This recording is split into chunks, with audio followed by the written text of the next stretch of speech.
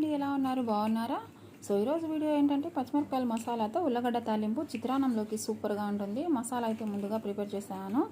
పచ్చిమిరపకాయలు తగినన్ని, తెల్లవాయలు, ఇంకా అల్లం ముక్క తగినంత ఉప్పు వేసి మిక్సీకి పెట్టి పక్కన పెట్టేశాను.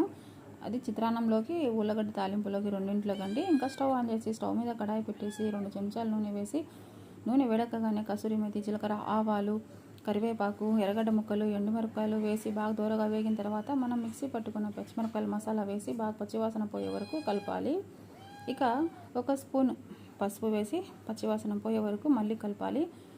ఉప్పు వేసి ఉడికించిన ఉల్లగడ్డలు ఇక ముక్కలుగా కట్ చేసి ఆ తిరువాతలో వేసి బాగా కలపాలి. ఇంకా ఈ పొడి, ఎండు కొబ్బరి, తగినంత ఉప్పు, పప్పులు మిక్సీకి పట్టేశాను. ఇక మనం తిరువాతలో వేసిన ఉల్లగడ్డలు ఉన్నాయి కదా, ముక్కలు బాగా అంతా తిరువాతలో కలిసిపోయేలాగా కలిపేసి ఇక ఈ పొడి అయితే ఫైనల్గా చల్లాలి.